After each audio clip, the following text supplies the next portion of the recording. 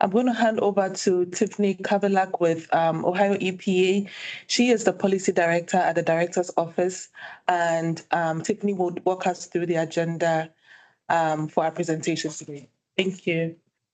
Thank you, Edwina. And I just put a note in the chat if you don't mind checking it, please. Hi, everyone. This is the second of our stakeholder outreach for the Central Ohio Water Study. We have 4 months left for the consultants to give us a product. Hopefully, the report out for all 15 counties will come in January. But we're going to continue to keep everyone here apprised of how we're moving along. And so today we're going to have Kathleen Smith, who's the project manager, kick off where they are in the process, and then her teammate Stephanie Ishii, who's the technical lead, is going to walk us through how the models are going to work. We're going to get results at the end of the day that have outputs, and today we're going to step by step walk you guys through how the inputs to those models work and how the scenario planning will come up with projects to fill gaps for the water demands in the area. And then after Hazen and Sawyer speaks, Dave Dixon with MORPC is going to walk you guys through how he came up with the population projections and land use maps and solicit any comments from the stakeholders. So we expect to be done around 3 o'clock, 3:05. And if you have questions, please put them in the chat. Now I'll turn it over to Kathleen Smith with Hazen. Thank you. Thanks, Tiffany. And I will start sharing my screen. So as Tiffany mentioned, I'm Kathleen Smith. I'm the project manager for the project, and we're going to be talking in detail today about the modeling approach. And Stephanie Ishii, who is our design or project technical lead, is going to be leading us through that. So Stephanie, you want to take it away? Sure. Thanks, Evelyn. So hello, good afternoon, everybody. My name is Stephanie Ishii, and I'm really happy to be here with you today to discuss additional information about the ongoing Central Ohio Regional Water Study. And so first, I want to just let you know what our main objectives are for today's discussion, and that's for everyone on this call to achieve a mutual understanding of the overall modeling approach to the study. 2, to discuss the model scenarios and the forthcoming model outputs that will be in a forthcoming discussion. And then lastly, to provide an overall status and schedule update for the study as a whole. And so to achieve those objectives, the way that we've organized our discussion content today is to first start out with this discussion of the overall modeling approach, estimating the availability and the movement of water resources throughout the 15 county area. So you see there the sub-bullets. More specifically, we're going to discuss our modeling approach to quantifying surface water supplies, groundwater supplies, and infrastructure capacities, as well as current and future water demands. And that's more than just municipal demands. And so we'll get into that in a bit. So then after that, we're going to discuss the use of scenario planning, and we're using this to evaluate the sufficiency of the region's water resources and infrastructure, not only under current conditions, but also under potential future conditions corresponding to different scenarios or potential different futures. And then ultimately, these model scenarios are all going to differ in terms of what we've assumed in terms of the trajectory of a given driver of uncertainty. So we'll talk about that, the corresponding development of scenarios that align with those drivers of uncertainties. And then lastly, the identification of insufficiencies, and as Tiffany mentioned, project options to address those insufficiencies. And then lastly, we'll conclude with our status discussion. So with that, let's dive right into the overall modeling approach for the regional water study. So if you look at this schematic overall, you can see that at a very high level, the overarching goal of this regional model is to quantify the current and future surface water supplies, groundwater supplies, and demands to evaluate the sufficiency of those raw water supplies and infrastructure to meet current and projected drinking water demands and wastewater flows related to residents, industries, commercial entities, as well as environmental needs. So we very much so recognize that demands are not just to serve the community, but also the environment in which that community thrives. And so what we'd like to do now is to discuss each of the major model components in more detail, starting first on the left hand of the slide, which is surface water supplies. So our team is using the US EPA's Stormwater Management Model, often referred to as SWIM, SWMM, to estimate surface water flows throughout the 15 county area in central Ohio. So as you shown on the right-hand side of the slide there, our surface water supplies are being quantified for their current and potential future use for public use, industry, agriculture, environmental needs, recreational supplies, and their alignment or availability with respect to contractual allocations. Surface water flows over time are estimated based on those three boxes that you see in the middle of the slide there: localized evaporation, runoff, and infiltration into the ground. And so those are kind of the three places that anything that comes into the model all the way on the left as precipitation could be divided as. So for every piece of precipitation that's coming into the SWIM model, it's either going the pathway of runoff to create surface water, evaporation, or infiltration into the ground. And so additionally, you see some orange text there, and that's because these relationships are, of course, a function of the foundational information that we put into the model. So temperature is what is inputted to drive our estimates of evaporation. And then site-specific percent imperviousness and land cover characteristics shown at the bottom of the slide there are used to inform the extent to which precipitation becomes runoff versus infiltrated flow. And these are very much so inputs that are specific to this 15 county area. So the accuracy of our surface water estimates over time and over space within this 15 county area, as I mentioned, they're of course dependent on the excellence of this SWIM model, but also the quality of the data that's going into the SWIM model. So we do want to provide a little bit more discussion about where these data, temperature, percent imperviousness, and land cover characteristics are actually coming from, starting with the meteorological information that you see there, so temperature and precipitation. So as I mentioned, the meteorological inputs that are serving as foundational information for our SWIM model include precipitation, snowmelt, temperature being used to estimate evaporation. And so all of these data are coming from the same data source, and it's the parameter elevation regressions on independent slopes model. And as you might guess, we definitely prefer to call it PRISM for short. So PRISM is a nationwide data set that includes historical data for spaces that are 4 kilometers by 4 kilometers. And that historical data set goes all the way from 1981 to present. So those grids are developed using US station data, and the data are provided on a daily time step. So as you can see, we've got a really nice temporally varied and spatially varied data set for this specific area of the state. PRISM data are really widely used, including in a long-term contract with the US Geological Survey, so used by both private and public entities. And so if you look at the bottom of the slide there, in terms of our inputs to the actual SWIM model or the actual hydrology model, precipitation is inputted as multiple time series of historical precipitation data on a daily time step. So multiple decades of years, every day, what precipitation was observed. So these multiple precipitation time series, the reason we've got more than one and not just one for the entire 15 county area is that we're looking at the historical precipitation for every HUC 10 within this 15 county area. So a HUC, an HUC, is a hydrologic unit code, and it's used by the US Geological Survey to delineate the entire country into watersheds based on surface hydrologic features. So HUC 10s are approximately 227 square miles. For our study area within the Central Ohio Regional Water Study, we have approximately 70 HUC 10s. And so just as an example of the type of precipitation data that we're using, you can see that graphic on the right there shows the 30-year annual average precipitation for this 15 county area in units of inches per year. And so this is a nice summary statistic, but as I mentioned before, we're using much more granular data to actually estimate our surface water flows on a daily time step.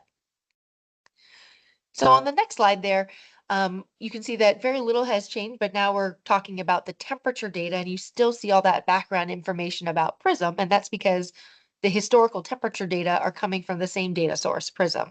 The one difference for our model is that historical temperature data are going to be inputted into SWIM as one time series for the entire 15 county area.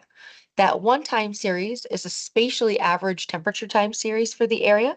So you can see again an example of that graphic on the right there is showing the PRISM data set's 30-year average temperature for the study area in units of degrees Fahrenheit. So for temperature, we still have that daily time step, still have that really rich historical data set, but we're doing a spatial average as opposed to having one temperature data set per HUC 10. So now we can return back to the schematic of that overall hydrologic model to discuss the data sources for what you see highlighted in the bottom left, which is our site-specific percent imperviousness and land cover characteristics for the study area. So our current and baseline, or current baseline synonymous here. So our current or a baseline imperviousness for the study area is all based on the 2021 National Land Cover Database, or NLCD database, which is using satellite imagery to categorize land into different descriptions. And so that's what you're seeing in that table there. Each of those land characterizations or land descriptions have an assumed portion of that land area that's impervious. And so the imperviousness of the study area is assumed to change over time, though. So we're seeing all that satellite imagery for our study area under current conditions, our baseline conditions, and then moving forward over time, we assume that the change in time is going to be in accordance with the land use projections that are provided to us by MORPC. So MORPC is, as Dave will talk to you in a bit, is really supporting the study in terms of population projections, but then also how that translates to land use changes over time, thus allowing us to not only look at the density of development, but how that will impact precipitation flows and thus surface water availability. On the next slide, you see that the same database, the National Land Cover Database, is used to characterize the study area's roughness. And again, this is a characteristic that very much so drives the way that precipitation behaves. Is it evaporation? Is it runoff? Is it infiltrated into the ground? And yeah, so both imperviousness and roughness impact that fate, or that ultimate fate of precipitation. So if we go back to the overall schematic here, you can see that all of these data, and then of course all the relationships that are included in the SWIM model, come together to produce our surface water flows over time throughout the 15 county area as an output. Those availabilities are quantified first, assuming no withdrawals or demands on those surface water supplies. So we're truly looking at, if no one was to take a withdrawal, what is the availability of a surface water supply over time, over space within this study area? So from there, I want to move on to our approach to quantifying groundwater supplies. So for groundwater supplies, a little bit different than the approach to surface water supply availability. Groundwater supplies, we really are interested in the long-term availability of those supplies to support a demand. And so that long-term supply availability, of course, initially assuming no withdrawals, is very much so based on recharge.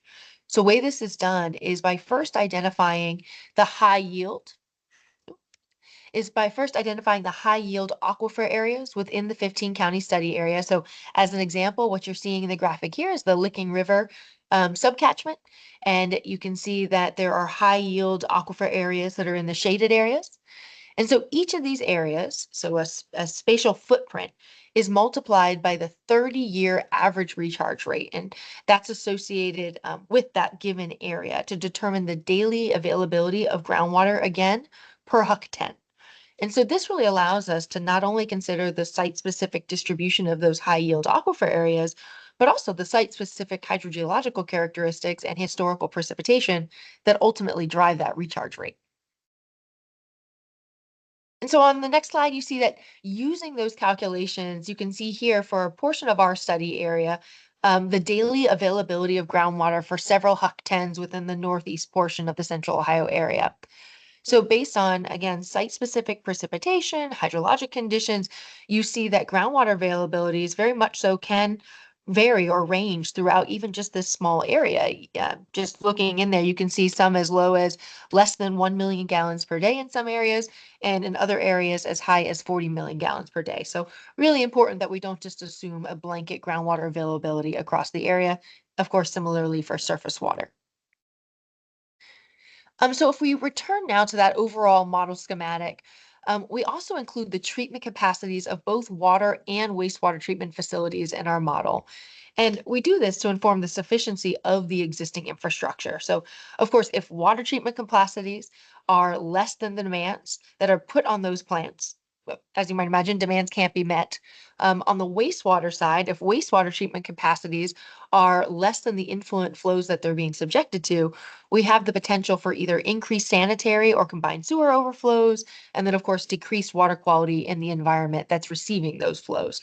So we need to both understand our infrastructure capacity's ability to deliver and to protect our environment. So the last major component of our Central Ohio model is the current and future water demands that are put on top of all this. So it's the current and the future demands that pull on those surface waters, pull on those groundwaters, put pressure on those treatment facilities, both from a drinking water perspective and in terms of the return flows that they send back to the wastewater treatment facilities. So our water demands within this model are separated first into two major categories, those being, as you see here, municipal and non-municipal demands. So municipal demands are those that are associated with the community that is served by a public water system. Non-municipal demands include those that are identified as non-community or private. And you can see here that that non-municipal demand is actually comprised of several demand types. So you could have a non-municipal demand that's associated with some residential demands, some commercial demands, some industrial demands, agriculture if it has its own supply. And then you can see at the very bottom, there's some seasonal demands with their own supplies. And so seasonal demands might be something like a golf course. So the one thing that they all have in common is that they're not served by a public system. So let's start with our approach to municipal water demands. And so we quantify the current municipal water demands by using recent groundwater and surface water withdrawal data, including raw water withdrawals and withdrawals that go to treatment systems. And then also, of course, looking at recent production data for our drinking water treatment facilities. And then to go from current to future, we we estimate our future municipal water demands by first estimating the per capita water use rates throughout the 15 county area by dividing what is the current water treatment plant production by its respective population served. So the result is a really nice site specific water use per person per day. So then future water use is then projected out over time by multiplying that site-specific per capita water use by its associated population projection, developed either by Ohio Department of Development or by MORPC. Again, that we'll hear a little bit more from Dave in the future. On the next slide, you see that outside of municipal demands, we're also looking at current and future non-municipal demands, and they're definitely quantified differently than our municipal demands. So for current conditions, non-municipal demands are based on recent withdrawal data, and they are source water specific. And as you might imagine, most of them are associated with groundwater supplies. And so the increase in these non-municipal demands is going to be based on the historical patterns that we observe and whatever model scenario that we're in, as opposed to assuming that all these non-municipal demands grow directly tied to population growth. And so, for example, let's just assume one of those boxes. Assume you have an existing golf course demand. So that would be this non-municipal seasonal demand. We don't want to assume that that golf course demand is going to increase directly in proportion to population like a municipal demand would, because that's just not necessarily what would happen in practice. And so instead of trying it directly to population increase, as I mentioned, we're looking at historical patterns to see how did that demand tend to increase over time in accordance or relative past population growth. So with that kind of background information about the overall modeling approach in mind and those various modeling components that are going into that overall model, surface water, groundwater demands, treatment facility capacities, and so on, we now want to turn to the future conditions that we're going to actually be modeling within this scenario planning framework. So for scenario planning, the focal question for our model is to answer what is stated here. It is, what is the extent to which current and projected drinking water, processed water, and wastewater needs can be met within this 15 county area, considering supply availability, drinking water treatment capabilities and capacity, wastewater treatment capabilities and capacity, and receiving stream health with plan development.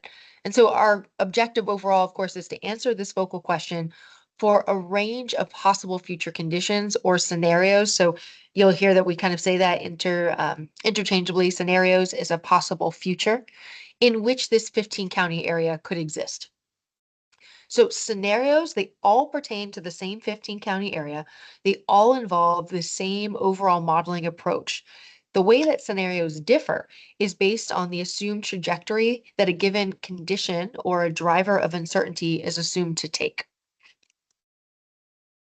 So why do we practice scenario planning?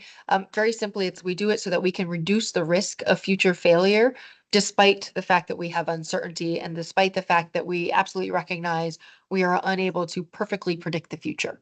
So in scenario planning, we acknowledge, we accept future uncertainty and plan for this possible range of futures. So in the near term, if we're starting over on the left-hand side of the slide there, we have the least amount of uncertainty. We feel comfortable kind of projecting a few years out, 5 years out. But then you can see as we move across in time, our possible trajectories, those red lines there, go from being pretty close together to starting to diverge over time. And therefore, we have more and more uncertainty over time. And so as we move across those various pathways, it becomes pretty evident that we feel confident implementing some projects in the beginning because they are fairly relevant across all of those red pathways because they're so close together. But as we move along in time, other projects might require a certain trigger or a certain societal condition to be observed in order to say, yep, it makes sense to implement this project because that observed trigger means that we feel more confident that we're actually going the path of a certain future. So I mentioned that our scenarios, our potential futures, those red lines, they all differ in terms of the assumed trajectory that a driver of uncertainty is assumed to take. So what are relevant drivers of uncertainty for this model? Well, through document and data review, through many discussions within and outside of the project team, a multiple many potential drivers have been identified, which are listed here. So you can see that these are all various factors that can go one direction or another as the future unfolds. And the result of any one of these bulleted items going one direction or another is that you end up in a different future. And so, although this list probably looks long as you're sitting there, and we could certainly make this list longer if we tried, um, it will also quickly become evident to you as you read these different drivers of uncertainty that they either impact our assumption on supply availability or our assumption on demand pressures. And so, accordingly, we created model scenarios that center around different trajectories for raw water supply availability and demand pressures from now and into the future. So here we have that simplified representation of those water demands and raw water supply axes shown. So for water demands, you can see that as that blue y-axis. We're modeling two conditions. The lower condition uses the ODOD population projections and the existing per capita water use multiplied together to get us our overall water demand. The upper end of that axis is using the MORPC population projections, again, coupled with our existing per capita water use. And then as Dave from MORPC is going to further explain in just a few minutes, and you'll see kind of the difference in the way that they're shown here on the axes. On the lower end of the water demand pressure, the ODOD population projections assume that future population is very much so going to be informed by the growth of the past. So growth of the past going to be reflected in the future. On the flip side of that, MORPC doesn't necessarily assume that the past is indicative of the future, but is instead doing population projections based on development information, comprehensive plans, and other sources. On the x-axis, we have that raw water supply availability shown as the orange horizontal line there. And so you see that we're also modeling two conditions. The lower condition, meaning less raw water availability, involves the use of the 95th percentile precipitation and temperature change factor for future conditions using an ensemble of model projections. The upper condition, meaning we have more raw water supply available, uses that same ensemble of model projections, but we're instead assuming the 50th percentile of precipitation and temperature change factors. So a less dramatic change in terms of availability and pressure on evaporation. So within this matrix, if we start in the upper right-hand corner, we've got high water demands and also high water supply availability. And so we've deemed this scenario the full speed ahead scenario. And then if we move to the left, we still have those high water demands, but now our supply availability is reduced. And so we've called this the intense pressure scenario. And then now we're going to move to the bottom left. We've got lower demands and also still the lower supply availability. So we're referring to this scenario as easy does it. And then finally, we end up in the bottom right. We've got our lower water demands coupled with higher water supply availability. And so this is our resource abundant scenario. Then within this scenario planning framework, the last variant that I did want to mention is that we'll be modeling all 4 of these scenarios first, assuming no in-stream flow requirements and no restrictions basically on withdrawal. So what that means is that any amount of surface water that we project to be availability through that previously discussed hydrology model is assumed to be available for withdrawal. The flip side of that is that on the next slide, you see that we're going to be repeating that very same set of 4 scenarios, but now we're going to actually apply in-stream flow requirements or restrictions on their withdrawals to explore the extent to which these restrictions can impact the system's overall ability to meet water demands and to receive wastewater flows, but also the extent to which these protections or these restrictions protect the environmental needs of these systems. So all 4 scenarios with and without in-stream restrictions are going to be modeled under current conditions and then at projected future conditions. And when I say projected future, I mean 2030, 2040, and 2015 conditions. For each of those scenarios and timestamps, gaps, you'll hear this word quite a bit, gaps are going to be identified. A gap is any insufficiency with respect to the system's ability to meet water and wastewater needs. So a gap can be related to raw water supply availability relative to demand, treatment capacity relative to demand, or even the ability of a receiving water to accept a discharge relative to what we project as being the associated discharge quantity. And then lastly, we're going to develop project options and strategies to consider for addressing those gaps. So project options for addressing any given gap can include anything that you see shown here, depending on the nature of the gap. So a project option might include something related to surface water supply development, such as a new or an expanded intake or reservoir or surface water transfer. A project option can also be related to groundwater supply development, increased water or wastewater treatment capacity, or even not even just treatment capacity, but also treatment intensity in terms of the type of treatment that's being employed. You can see in the gray box there that we could also look at reclaimed water supply and distribution development as a project option, or even a policy strategy would be included as a project option. So regardless of which box a project option fits in, project options are going to be characterized in terms of several criteria to help inform future feasibility studies and how these different project options compare relative to each other in terms of favorability, as well as uncertainty. So for each project option, they're first and foremost going to be characterized in terms of their favorability across all modeled scenarios. So you can see in this simple graphic here that you've got these example project options shown at the top, A, B, C, D, E, and that you see the various scenarios 1 through 4 listed on the left.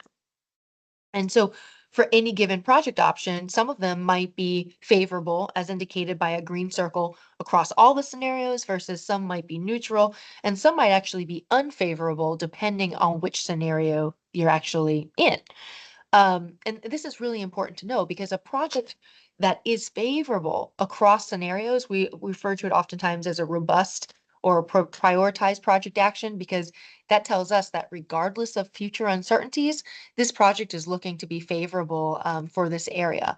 Versus something that's got a mix of red and green circles means that this project could be really good depending on the future that we're in. And so before it's ever implemented, we need to have some type of an observed trigger, a market condition, a regulatory requirement, something that tells us, oh, we are going down, for example, if I look at project option C, I'd want to know that I'm going down the path of scenario 3 and 4 before I implement that project. And if I'm in scenarios 1 and 2, I don't want to implement that project. Additionally, project options are going to be characterized in terms of their favorability across gaps, as some project options, such as water reuse, may address more than one gap at a time. Additionally, project options are going to be characterized in terms of life cycle cost, their water quality impact, and their implementation timeline. And when I say water quality impact, those considerations pertain to the extent to which a project option impacts environmental conditions, treated discharge, as well as treated drinking water quality. And so ultimately, all of this information comes together for you to be able to explore through a web-based dashboard. So using this dashboard, you're going to be able to view and navigate everything from kind of going from foundational data to our ultimate output. So you'll be able to view and explore population projections, then how that informs our water demand projections, our various model scenarios, the gaps that come out of each of those model scenarios, and then that whole inventory of project options that could fill those potential gaps. And so all of that can be done without having to open any of the associated modeling platforms that go with each of those steps to really facilitate ease of going back and forth between these different data sets and more convenient exploration. And so this graphic you're seeing here shows a really preliminary version of one of those dashboard pages in which the user has the ability to make selections there on the left. For example, I could choose my county of interest or my year of interest, and I could say that I'm interested in seeing for those given selections, population as numbers of people for that given year. And so then what would happen on the right is that we would see a heat map that reflects all those selections that I just made on the left. And so right now for this graphic, population projections are not being shown in this graphic as an example. And as I mentioned, Dave's going to show you a little preview of what will be shown there. But what you're actually seeing, we wanted to share this graphic with you because it's a representation or a visualization of the base layer of our overall model, sharing all the various supply and demand and treatment nodes that are present within this 15 county area. So to wrap things up, wanted to give you a preview of what's to come. So our first major milestone is the Licking County model, and we're looking at the model as well as the outputs for current and future conditions. For the first milestone, really focusing on that 2030 timestamp. So from there, be sharing the entire 15 county model for existing conditions, and then finally the 15 county model, not only for existing conditions, but all for all those future timestamps that are shown there, 2030, 2040, 2050. And for each of those milestones that you see there in the blue, green, and yellow boxes, that includes the associated model, the gaps that are associated with those various model scenarios, and then, of course, the project options that are being developed and evaluated to help address those gaps. So with that, really, again, thank you very much for the opportunity to share more information about the Central Ohio Regional Water Study. And then, Dwena and Tiffany, I think that I'm going to now turn it over to Dave to discuss population projections.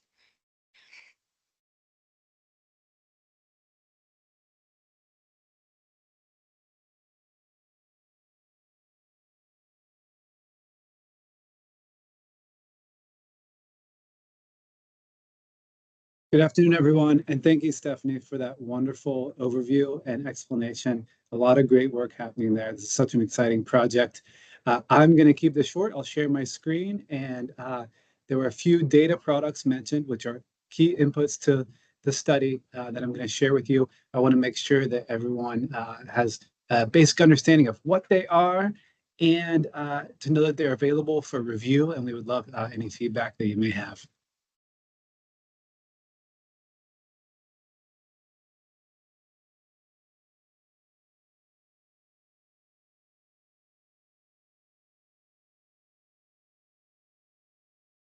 Okay, so first off, I want to thank our MORPC member communities because without all of the information that you provide us in terms of your local plans, we would not be able to provide this information.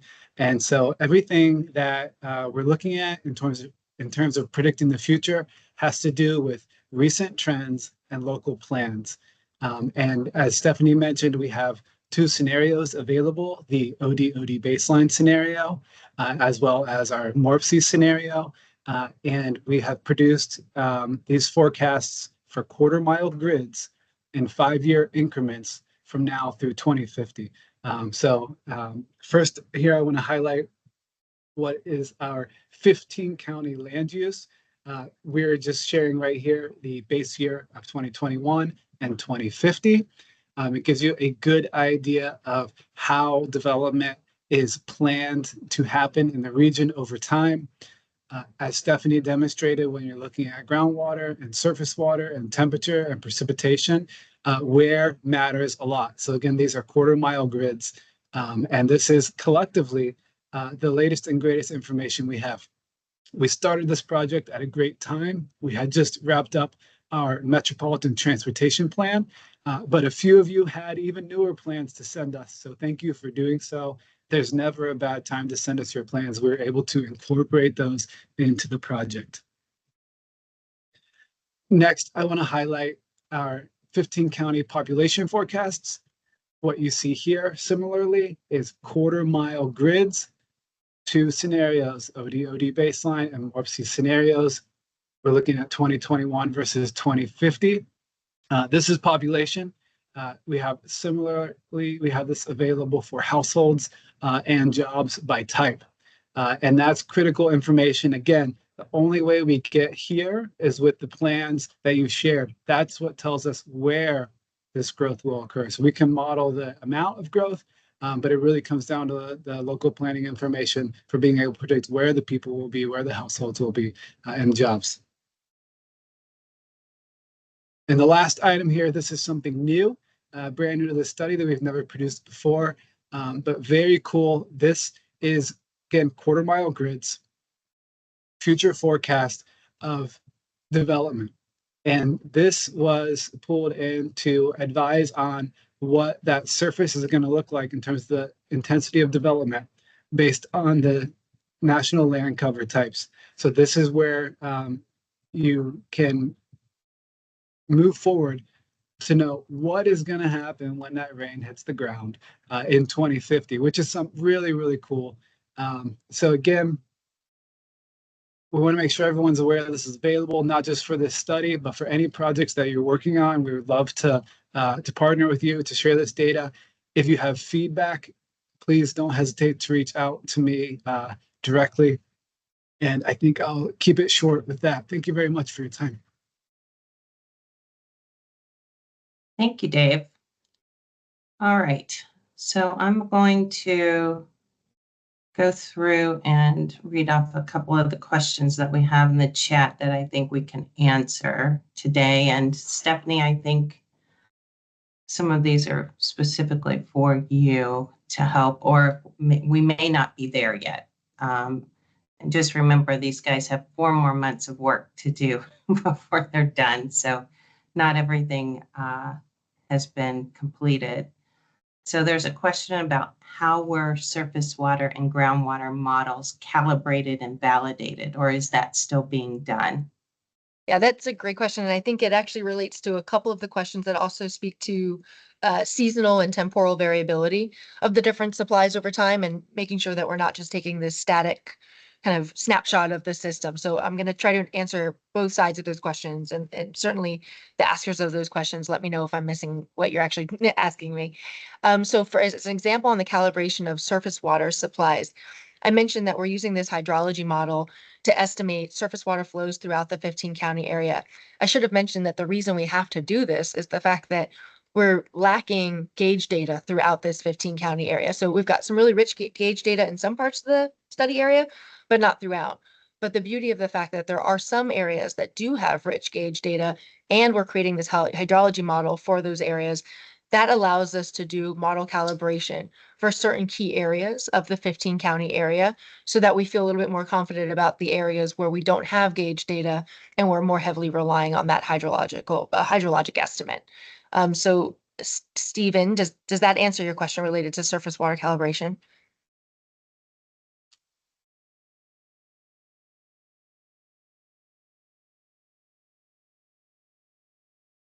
And I will add that we knew going into this that we may not have enough gauges around the area. And one of the things we'd asked for in the request for proposal is for the future, where are we missing gauges that we should invest in as a state and through USGS and Department of Natural Resources and Ohio EPA? Where are we lacking real-time data that we should invest in for the future studies? Because we do expect these now to be updated on a regular basis, and where can we make sure we've got better data for the future? Okay, and then And I would there say was that a- very similar, oh, sorry, I was gonna say that's very similar translated over to the groundwater supply, that we're using those areas that are very highly characterized, highly known to kind of validate our approach on the recharge estimates and better calibrate our approach for those areas. And that therefore helps us make some more assumptions about those areas that aren't fully characterized. Thanks. Yes, and then I think there was the slide where we had all the unknown factors, many, many things. And there was a question about, are they being equally weighted? So there's factors with respect to the drivers of uncertainty, and then there's also those factors that we said we're going to characterize those project options in terms of like implementation timeline, all that. So first, let me answer for those drivers of uncertainty. We're not trying to put a value structure on any of those or pretend that we know better than anyone about which one of those drivers is going to be the reason that we end up in that high or that low area of the matrix with respect to supply and demand.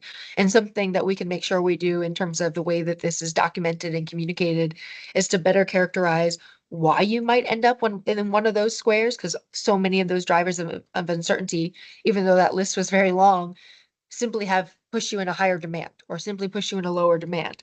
So we can make sure that we're better tying those drivers to those areas of the matrix. But then in terms of the project option characterization, those different factors, favorability across gaps, favorability across scenarios, implementation timeline, life cycle costs. In that dashboard, you'll be able to do your own inputs of weightings if you'd like to say, how does one project option compare to another if I really value life cycle costs, but I really don't value implementation timeline and vice versa. And the reason we want that to be an exploratory element of the dashboard is that we don't want to put our own assumptions on valuation into that, but it still allow you to do that exploration.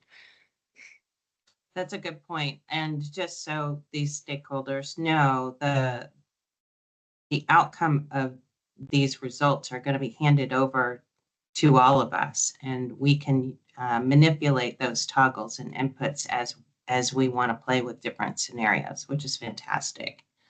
There's a question about, did the existing per capita water use number include only public drinking water or other private users and private wells? I think that's where you were trying to make the distinction of municipal versus all other non-municipal. And I think the private wells were on the non-municipal side of the house.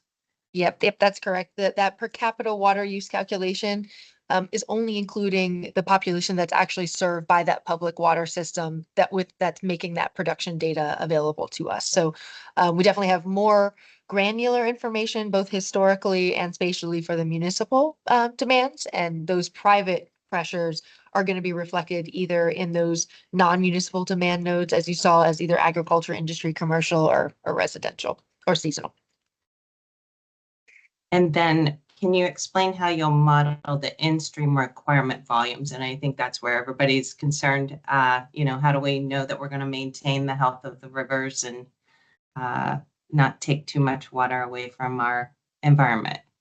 Yeah, absolutely. So I mentioned that those first 4 scenarios are going to have no in-stream flow requirements. And the reason, as I mentioned, that helps us look at how much can the system meet water and wastewater demands if we don't have those restrictions. But the other thing it really helps us see is without those restrictions, which surface water supplies had substantial changes in base flow, which surface water supplies had other statistics that were notably changed, like not just base flow, but dry durations or really high peaks and valleys. And so that initially will serve as a red flag to say, is this a surface water that needs to be focused in on as potentially requiring in-stream protections? But then there's an entire other bank of information, even if there was no change in base flow or substantial dry periods, making sure that we're taking into consideration all the environmental studies and surface waters that have been identified thus far that might have sensitivities associated with them. And then the last thing I'd like to say is, no matter what, even if we don't include a restriction on one of our surface water supplies, the model is being developed such that any surface water supply could have a new restriction or in-stream flow requirement put on it. So if we wanted to test down the road, what if we changed? Even if you did put on an in-stream flow requirement for this iota, what if we made that more or less stringent? How would that impact the overall system performance? So that's one of those things where we're going to have to make some educated judgment calls on what we put in as our first go, but very much so recognize that that might be an iterative thing in forthcoming conversations.